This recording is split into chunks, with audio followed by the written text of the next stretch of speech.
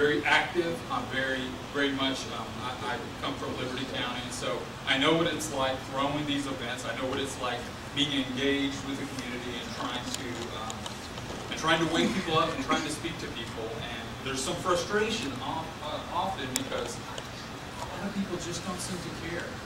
And you bang your head against the wall. But hopefully, I can bring you a message of hope and an encouragement that what you are doing here, I've now been from Beaumont up to San Jacinto County and all over. I work with the Republican Liberty Caucus of CD36, so we are a CD-wide organization from to Nacogdoches to Orange, all over, and I can tell you that there are small groups of people gathering all over the state doing this kind of thing. We only look like 30, 40, 50 groups size, but there are a bunch that are starting to organize, and so hopefully you will be encouraged by that.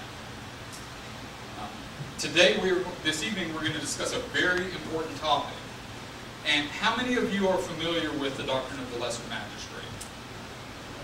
Okay.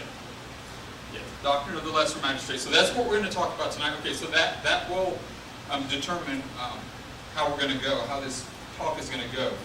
But before we get started, I need to give you a disclosure. You see, as the introduction said, I am first and foremost a Christian. I come to you as a Christian man. And I am the type of radical Christian that does not believe you can separate your faith from who you are on Sunday morning to Tuesday night, to Monday night, to your work, to your family, to your politics. Amen. So what we are going to discuss tonight is an argument for resistance to tyranny, and the argument that I'm going to be making is a moral argument. I make no apologies for my Christian faith, nor do I leave it to a small, compartmental, isolated Sunday morning. If you were expecting that, you will be sadly disappointed, and I do not apologize for that.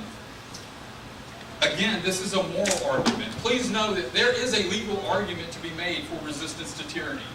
We have the wonderful privilege in our country of a little thing called federalism. And it is a wonderful thing the way our country was set up. So there is a strong legal argument to be made for resisting tyranny. But that's not the argument we're going to have. That's not the case that we're going to have today.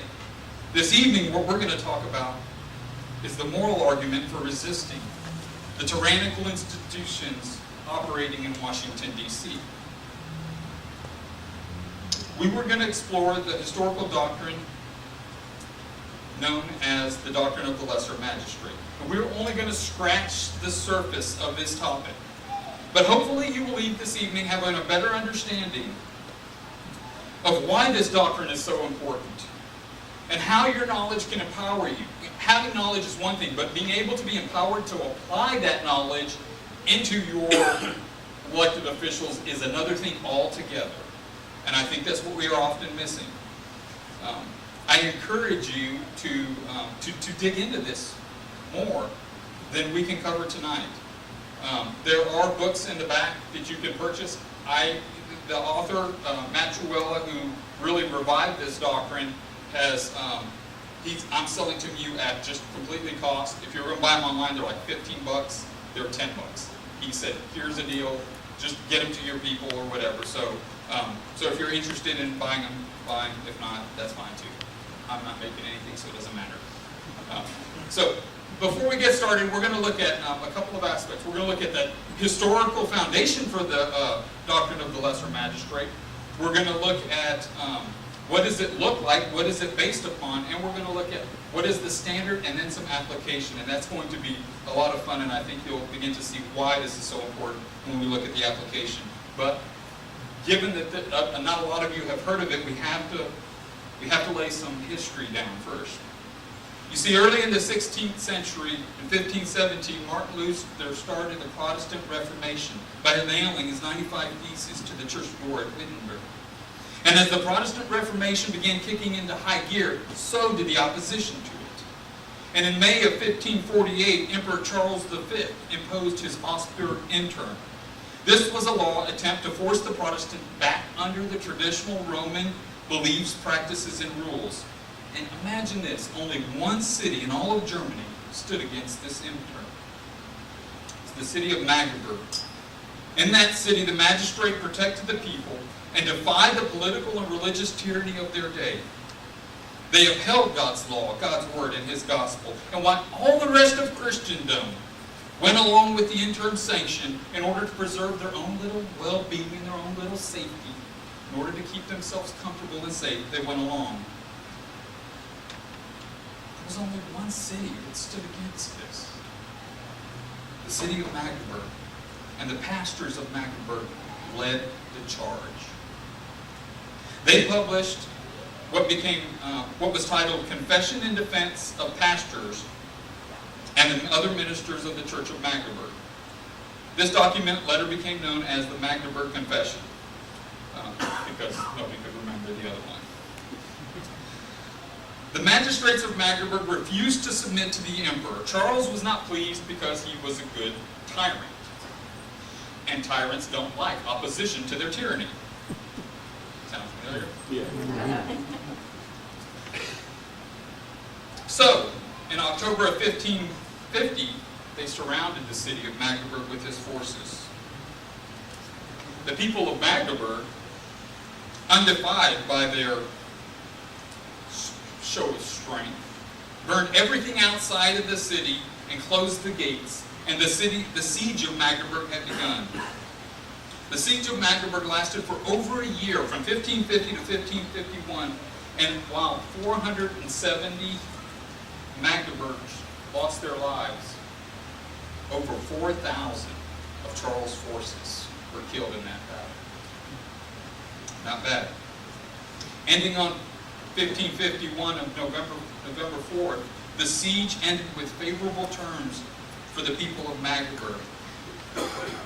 And while the people earned their right to practice their Christian faith, the greatest victory of all is what became known as the Magdeburg Confession. This was the first time in the history of mankind that this was formalized into a Christian doctrine form.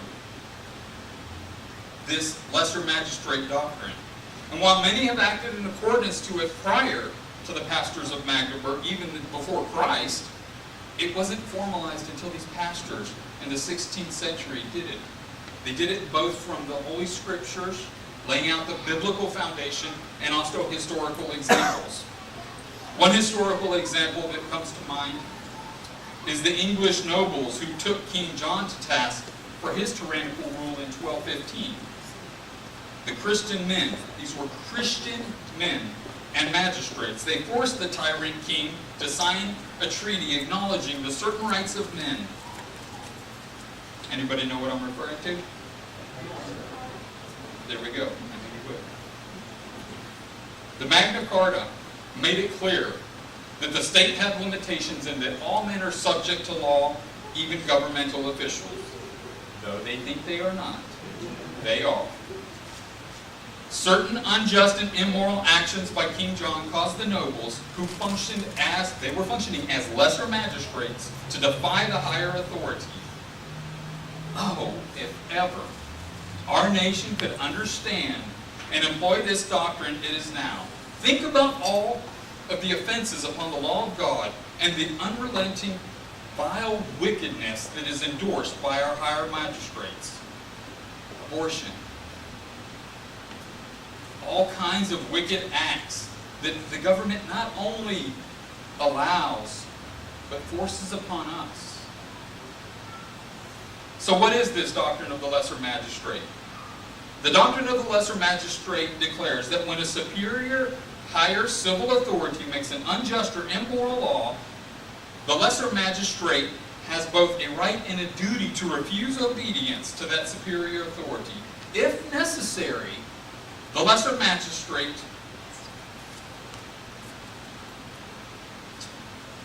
can actively resist the higher magistrate. Notice, active resistance. It's not something to be taken lightly.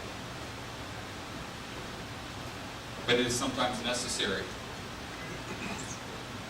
You see, the lesser magistrate has a duty before God to uphold the good, regardless of the definitions of what is right and wrong, legal or illegal, as determined by the higher wicked state. The historical understanding of the church has been that when the state commands that which God forbids, or when the state forbids that which God commands, we as Christians have a duty to disobey. We have a duty to obey God rather than man. Examples of this can be found in the scriptures. The Hebrew midwives of Exodus chapter 1, Daniel the prophet, and his refusal to stop praying. It's the higher magistrate's command. Let's not forget, Daniel was a magistrate. We also have the apostles, and they were commanded to stop preaching. In Acts 5, they refused. So when an unjust law is made by a higher authority, the lesser magistrate must choose. There is only one of two choices. Are they going to stand with the higher magistrate in defiance against God, or are they going to resist the higher magistrate and stand with God? You see, the lesser magistrate is to apply this principle in his office that he is serving in. I am grateful that it is campaign season, because you have officials that hopefully will be serving in offices of authority. There was a lesson for you all here. This lesser magistrate doctrine is rooted in the historical doctrine known as interposition. Interposition is that calling of God which causes one to step in the gap, willingly placing oneself between the oppressor and the intended victim. Interposition can be across the board. Interposition can be in a playground. You have a bully and an intended victim. Somebody goes in there. They step in between. They're placing themselves in between. They're interposing on behalf of the victim. They're saying, no, you will not. They're standing against the oppression. It can be verbal. It can be physical. But it happens when someone places themselves between the oppression and the victim. The lesser magistrate demonstrates this by putting themselves between the tyrant, the bad law, and the people. We see this in Ezekiel 22. God said, and listen to this carefully, this is very instructive of us. It says, her princes in her midst are like wolves. Her princes, her politicians, they're like wolves, tearing the prey, to shed blood, to destroy people, and to get dishonest gain. Sound familiar at all? Her prophets plastered them with untempered mortars, seeing false vision, and divining lies for them, going around saying, thus says the Lord, when the Lord has not spoken. Sound familiar at all? The people of the land have used oppression. They commit robbery. They mistreat the poor and the needy. And they wrongfully oppress the stranger. Sound familiar at all? So what does the Lord say? He said, so I sought for a man who would make a wall, who would stand in the gap before me on behalf of the land, that I should not destroy it. But I found no one. Therefore, I have poured out my indignation on them. I have consumed them with fire, the fire of my wrath, and I have recompensed their deeds upon their own heads. God was looking for someone to interpose, but he found no one. He looked around for somebody to stand in the gap of this wicked, this death, this bribery, this oppression of the poor. He didn't find anybody, so what did he do? He judged the land. God's judgment was harsh upon it because he found no one to stand in the middle, to stand in the gap. When it comes to the interposition of the lesser magistrate, he interposes for the people as a whole. He places himself between the unjust law and the higher authority and the people. And we even see examples of this in historical American jurisprudence. It recognizes that the doctrine of the lesser magistrate is rooted in interposition. Listen to Black's Law Dictionary. It says, interposition, the doctrine that a state, in the exercise of its sovereignty, may reject a mandate by the federal government deemed to be unconstitutional, they don't do that now, or to exceed the powers delegated by the federal government. This concept is based in the 10th Amendment of the Constitution of the United States, reserving to the states powers that are not delegated to the United States.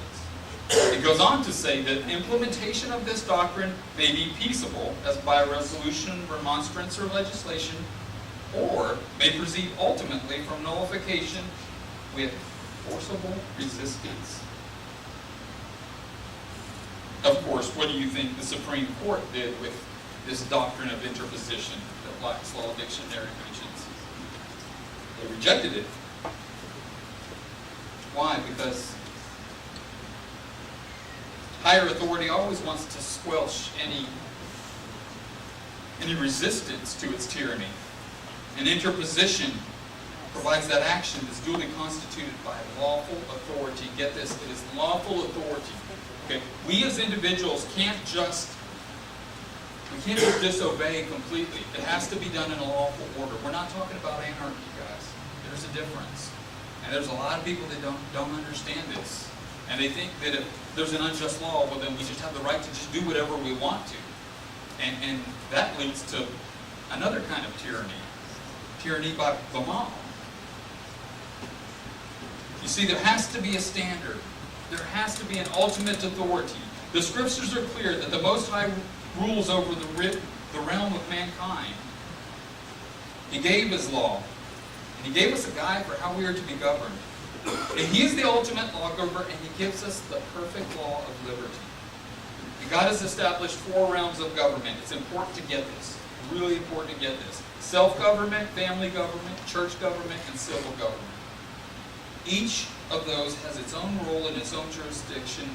And my, if people could just understand the role of each jurisdiction, we'd be so much better off. And I'm talking about the Republican Party. If they would understand that there's certain things the state ought to do and certain things the state ought not to do, they are perfectly good things. My children need a lot of discipline. I'm sure yours don't need as much as mine. My children need a lot of discipline. I have 5, and they need a lot of discipline. However, discipline of children is a good thing. I do not want the state disciplining my children. Amen. The state tries to discipline my children, we're going to have a problem.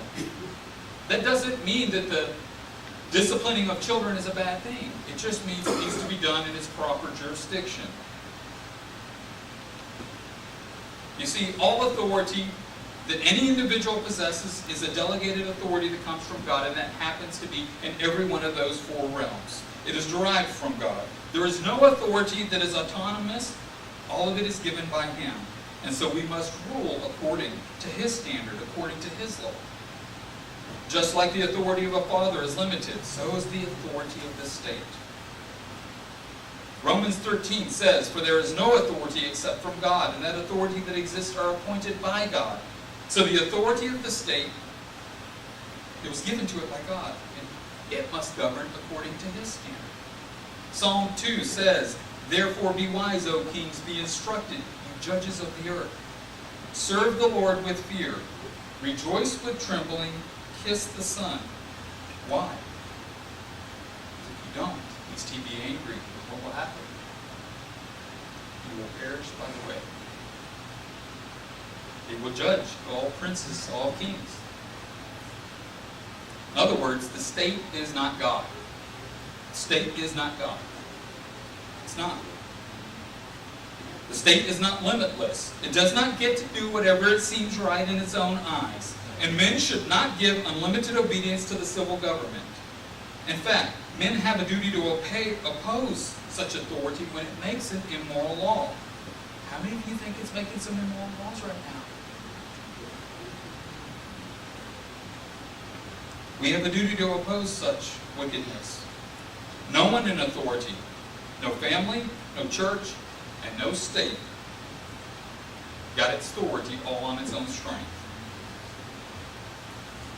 It is a delegated authority, and therefore, if it makes any law which contravenes the law of God, those subject to authority can refuse obedience, or as the pastors of Magdeburg wrote, divine laws necessarily trump human laws. The pastors of Magdeburg did not view unjust and immoral laws and edicts by this higher wicked magistrate to just be obeyed. Because that's the law of the land.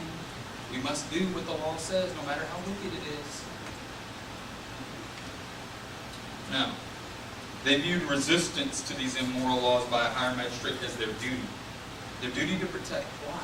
Their duty to protect the citizens over whom they've been put authority over. You see, they have a duty. If they're in office, they didn't get in office accidentally. If any of you men running, if you win your election, you weren't put in office by your own strength. God puts those in authority over us. Remember, you're answerable to. So what is the application for these lesser magistrates? What is the obligation of our politicians? Well, a duty is one that you are required to do. A person is bound to another.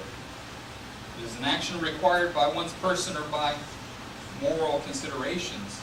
A magistrate is a person ordained by God with authority as a civil officer. The primary duty of the lesser magistrate as regards to this doctrine of lesser magistrate is threefold. First, they are to oppose and resist any laws and edicts that contravene the law word of God. Second, they are to protect the persons, liberty, and property of those who reside within their jurisdiction. If you are elected in these elections, you will have plenty of opportunities to protect the persons, the liberty, and anything under the jurisdiction, the land, anything under the jurisdiction, property, anything under the jurisdiction of those whom you've been put authority over. Thirdly, they are not to implement any laws or decrees which violate the law of the land, like the Constitution or the state constitution. You cannot hide behind the excuse of I'm just doing my job or I'm just following the law of the land. What you're doing is you're seeking peace. You're like all the other pastors in Germany, not the pastors of Magdeburg. This is a sacred duty that is found in Scriptures, and it proceeds from God. And as is often the case in our country, especially true, that these unlawful laws contradict the Constitution of the United States or the Constitution of Texas. When the lesser magistrate stands against unjust and immoral laws, his actions benefit those who are under his jurisdiction. Simply put, a lesser magistrate is providing order where chaos exists. You can have chaos. You can have laws and still have chaos via those laws. So do we just take resistance lightly? Resistance is a serious thing. Disobeying authority is not something to be taken lightly.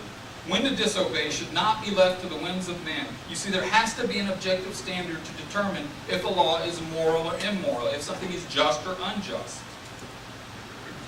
There has to be an objective standard in God's law, as William Blackstone referred to it as the superior law, who was the most cited legal scholar by the constitutional fathers. He referred to it as that objective standard by which we can discern what is right from wrong, good from evil. You see, the tyrannical state, it abhors any objective standard. Why? Because it flourishes in a subjective environment. It wants to be accountable to no one. If there is no objective standard by which you can judge what is right and wrong, then nobody knows that the state is even doing anything wrong. You see the problem? So many people, so many churches, we don't even know what's wrong or right because we don't know the Word of God. But if there is something objective that we can judge, we can say, no, that is a violation of it. Property taxes, that's a violation of my right to own property.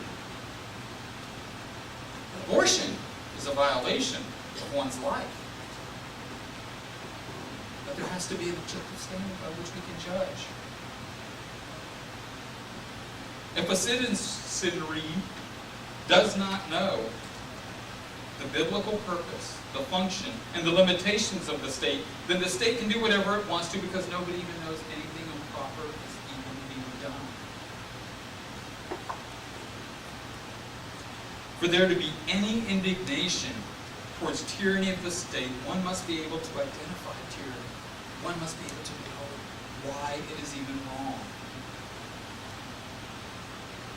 So when a higher magistrate makes a law which clearly contradicts the Word of God, the lesser magistrate has a right and a duty to act in defiance of this unjust or immoral law, because the objective standard by which all men and all government will be held accountable has just been violated. He is only justified in defying his higher authority when that higher authority contradicts the Word of God and makes a law that is clearly an attack on somebody's person, property, or liberty that is underneath that lower magistrate's jurisdiction. We're going to get into some examples, and I think you'll see what I'm talking about. When Christ said, "Render unto Caesar the things that are Caesar's, and to God the things that are God," he was making it clear that civil government has limitations, that the state is not the end-all be-all, and it cannot make up laws as it goes. It cannot change the immutable law of God. The pastors of Magdeburg understood this, and they laid out a path for us to follow. They didn't leave us just figuring these things out in the dark. They offered some advice that we can all learn from. They laid out 3 arguments in their confession that set forth different degrees of tyranny and what they believed to be their appropriate responses for each level of oppression. They realized that not all offenses against God and His people are equal. They argued that we must distinguish between the degrees of offenses as well as the ability of lesser magistrates to resist them. And in what ways is that even possible? In other words, they called us to exercise wisdom in these matters. How much wisdom is just being lack? There's no wisdom these days.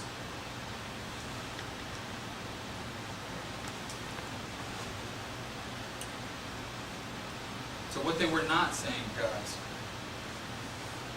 is though we must be wise, though we must be careful, we do not have to sit and quietly accept all manners of evil being done to us. It's time we wise up. It's time we learn. It's time we say enough. Their pattern to resistance to tyranny was as such. First, they advised that all men, by their natural weaknesses, have their own vices. They have their own sins, which sometimes do injury. They do harm to us. But they're not exceedingly atrocious. They're remediable. That's not necessarily the time to take up arms. But as a lower magistrate, you can and should exercise their office by warning them, by other civil ways. They can let the higher magistrates know that you have violated those under our care. You need to watch it. You need to back up here. Offer warnings. You see, if they can endure harm without sinning, then we should. This is in accordance with 1 Peter 2 that says, "Let servants be subject to their masters with all fear, not only the good and the modest, but also the ill-tempered." So the pastors of Magdeburg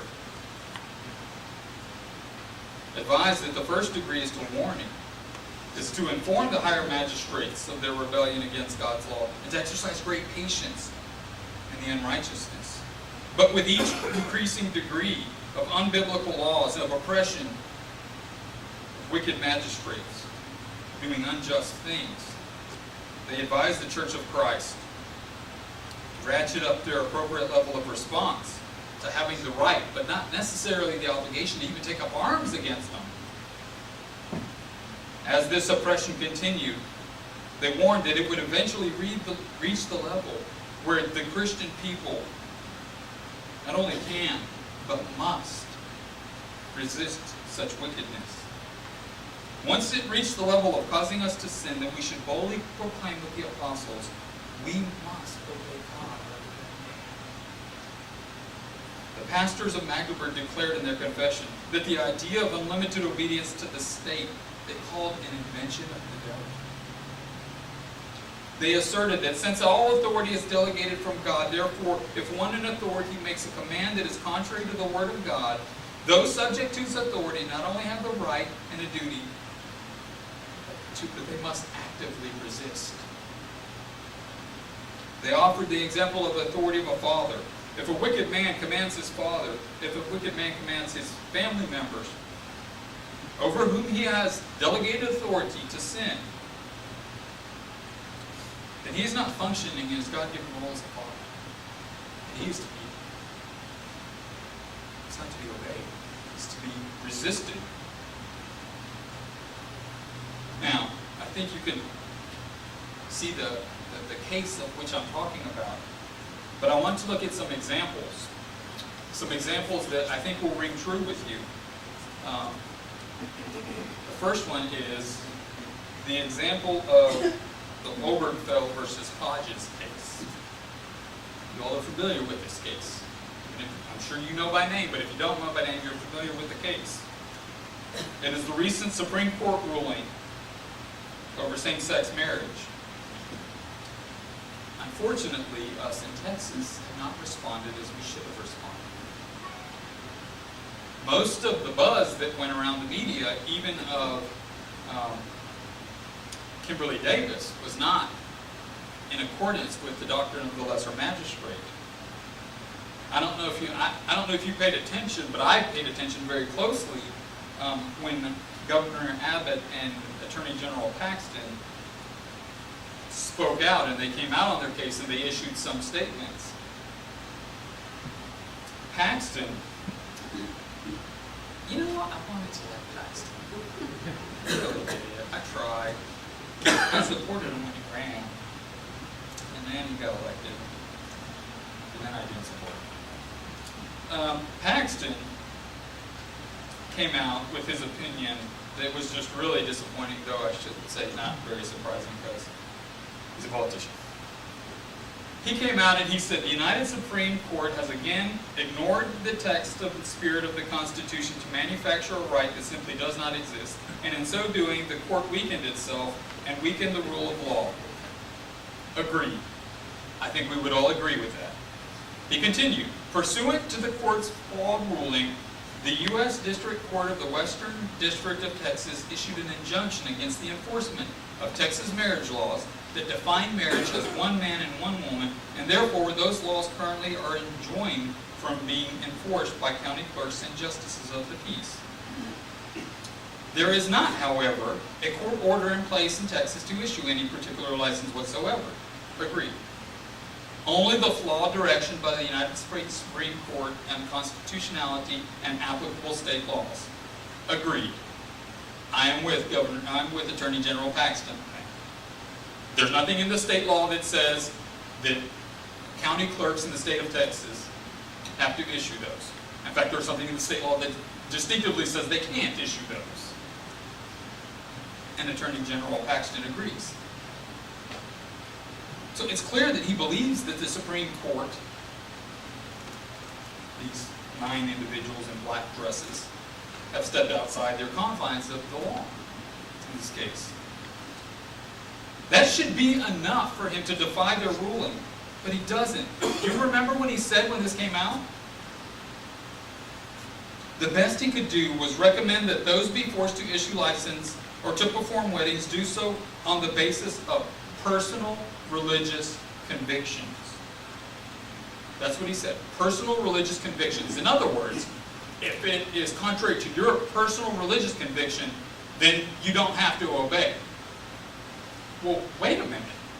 Hold on a second, Attorney General Paxton. What is the state law? What is the law of the state of Texas? It's not up to personal religious convictions.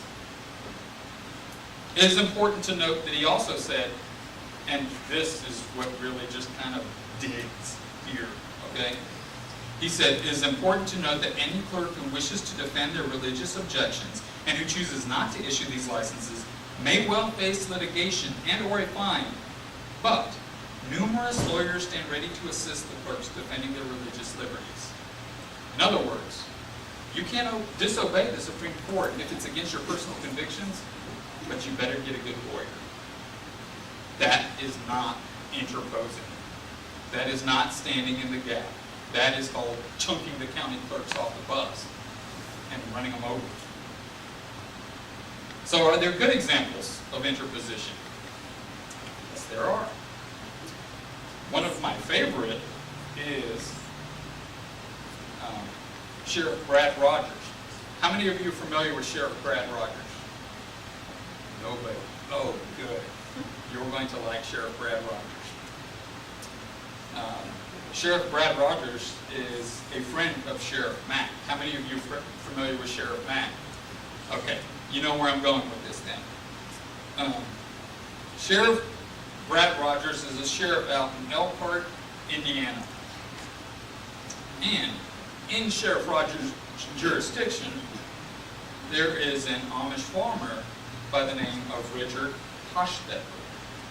Richard Hostetler liked to sell raw milk and other things that Amish farmers like to sell. Guess who doesn't really like the sale of raw milk? The federal government.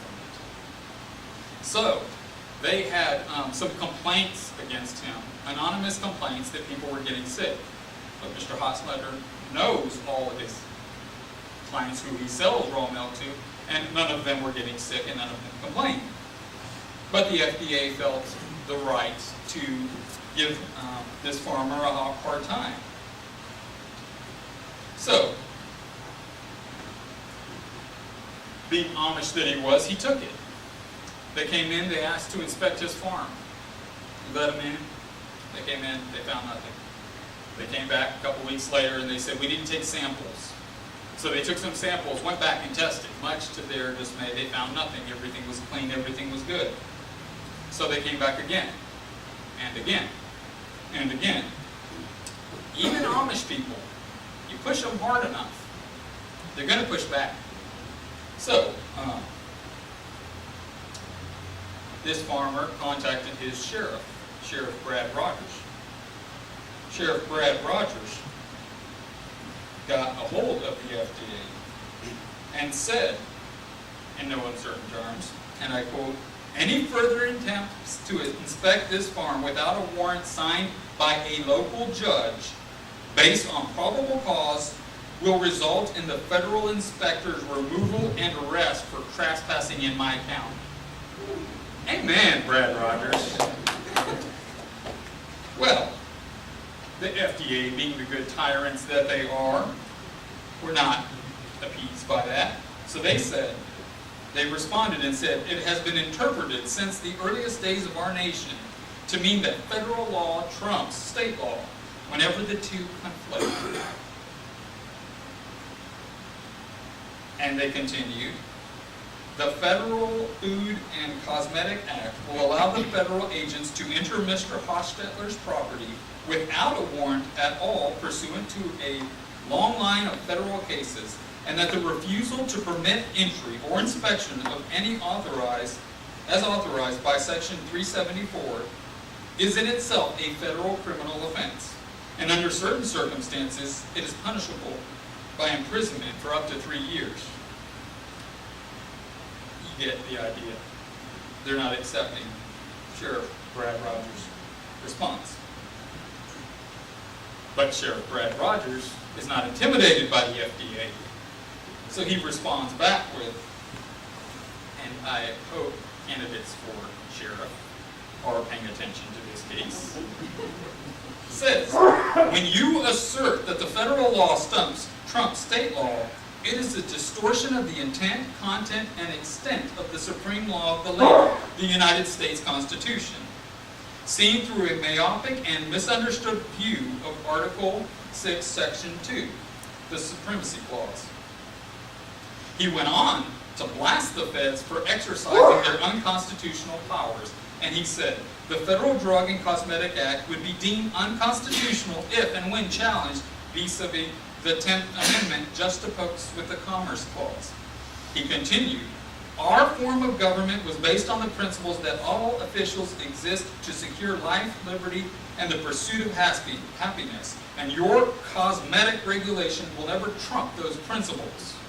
The citizen in question is a good man, he has committed no crime, and he is an upstanding member of this community, and he does not have to allow you access to his property via the FDA to conduct random inspections at their will. Good day, sir." Immediately, Mr. Hostetler was informed that all charges have been dropped and the inspection is over.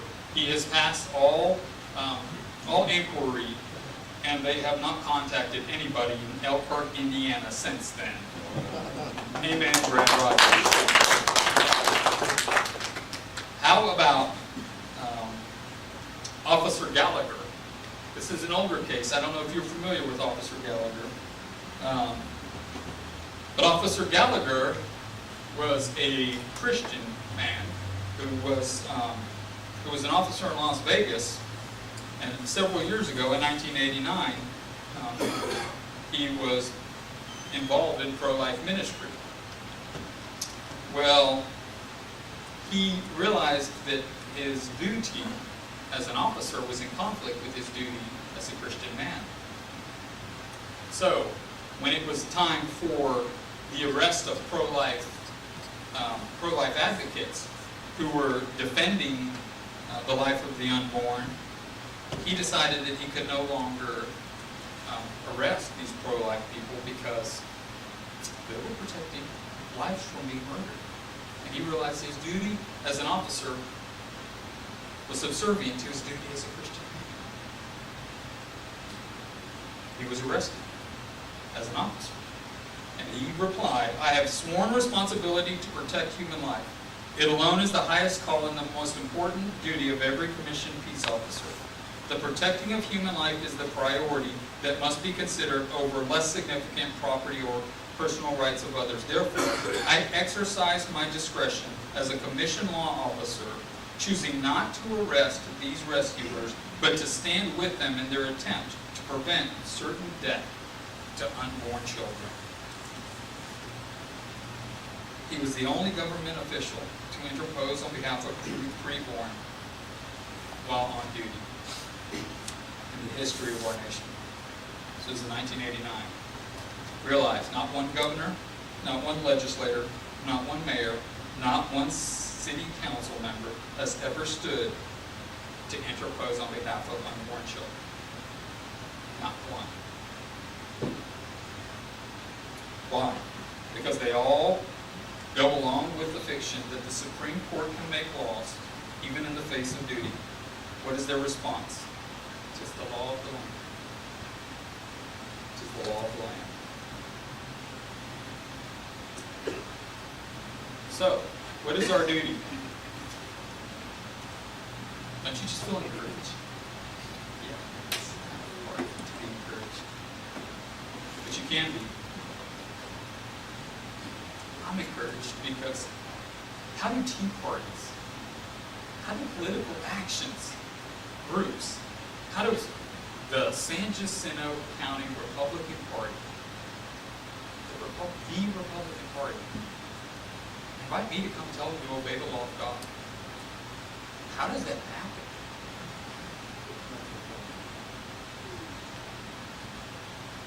There's a work of God going on. I firmly believe that. You all are a part of it. So let me leave you with some action items. Let me leave you with the role of people, because not all of you will be magistrates. In fact, most of you will not be magistrates. Most of you will not be governmental officials. You will not be lesser magistrates that can interpose on behalf. So what are you to do as individuals? What am I to do? Because I ain't getting elected to anything. I can tell you that right now. What is our duty? First off, guys, we must know the law of God. We must know the difference between righteous and wicked acts of a government. This means knowing the difference between what is a personal sin and what is a crime to be punished by the state. We have to study. Tyranny flourishes in an ignorant population. But a knowledgeable population, they can resist. So, we must support lesser magistrates when they make bold stands against unrighteous laws. And I don't mean bold stands like press releases that Attorney General Paxton gives. That's not a righteous stand. But those that are willing to put their money where they're willing to go on the line and step out, we must stand with them. A perfect example is Judge Ray Moore. Judge Ray Moore got into trouble many years ago, well, not several years ago, I should say. And guess what? He was left hanging. Now, he came back with a vengeance, and God honored him. But when he first had the Ten Commandments in his building, he got thrown under the bus by all of his justices, by the people, by everybody. He was left all alone. He was a man who was doing what was right, and nobody stood in defense of him. We also must be willing to demand our representatives begin to use the law of God, again, for the standard of what is just and what is right, and the law that we desire to be governed by. It is hard because it requires responsibility on our part. Where liberty is, there's responsibility. Fourthly, we must demand that our churches and our pastors get off their self-imposed reservation of a sideline religion that doesn't address how we are to be governed. We must demand that. The pastors will not do that on their own. It must be the people demanding enough is enough. They will be the last ones to come along. That's just the way it is. We need to challenge them to be bold in this ever-increasing hostile environment towards our faith, even if it means risking a tax deduction. Crying out loud.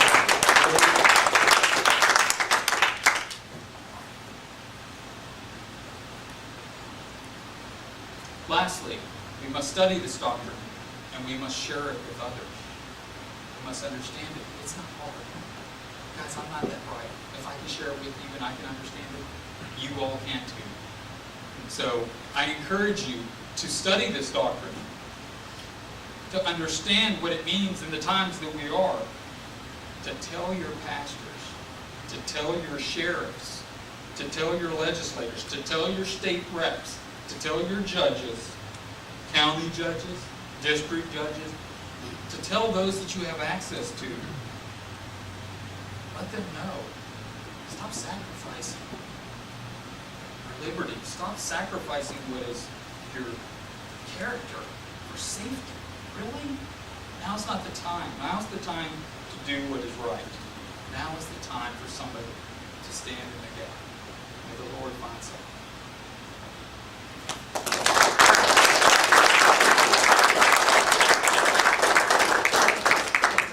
Sure, yeah. Do we have questions? Oh, Lord have mercy. I would normally not go first, but do you live in Liberty County now? Yes, sir. You know Judge Woods over there? Judge Woods? Yeah. I do not. Well, he held me in contempt and he's still looking for me. I escaped from jail. I got more in Liberty County, but anyway, that's just inside, but that's true. You see Judge Woods out there, tell him I gave him the thought. Okay? But also, Roy Moore in Alabama. I'm over in Alabama now. Been there 4 months, President Pat. You haven't missed me, have you? Anyway, oh my Lord, there's a judge in Andalusia, Alabama, involved in that case. I get your take on it. And here's my take, and I'll give you a response. This judge, in a cold murder case, has solved it apparently, but over there they have judge sentence, and here in Texas we have jury sentence. Defendant wants it. Thank the Lord. But anyway, this judge over there is on a murder case, cold case murder case. There's 70 years to this defendant. And you know what he's got on his robe? The 10 Commandments, thou shalt not kill. On his robe. We're going to challenge that. I think it's a fundamental error for him to involve himself in that. And it's just improper. I think it's a good thing that he did. Put the 10 Commandments on his robe. Now, you agree with me? I honestly could care less what he's dressed in. I care what standard he judges the law by. I don't care what he's dressed in. I don't care how he's dressed. I don't care. I care the standard by which he's judging the law. So, yeah. Whatever. Take it off his robe. I just want to mention one. This is President Pat. I represent the pro-lifers. They had a whole bunch of them rounded up years ago. I got involved with the pro-lifers who were demonstrating the plan. They had to get a lawyer for each one, so I got one. those pro-lifers screwed that thing up because of this. They tried to get the Court of Appeals to declare Roe v. Wade unconstitutional. I was one of the few that got my client off because I did not go along with that. I looked at her case, and we got her off because, Lord, she slept in a crack in the floor, and she had to have a gentleman pick her up like Bob Bagley, and pick her up. So and she got off and was very grateful. She said, "This last time I'm gonna do. I've done my share for the pro-life movement." Okay. Well, listen. Thank you for stirring me up, for riling me up. Okay. You are welcome. It should be unconstitutional. Yeah. I'm curious about your book back there. Basically, any critical references to God creating the law. It does. There's all things, all that stuff. Yes, sir. It seems to me that there are too many people, too many judges that are willing to use the law as a battering ram against people they don't like. Amen. Somebody that, disagrees with or whatever. That's what's the law. And they're not really interested in justice at all, or the truth, and they just go on for political reasons and money. Really people,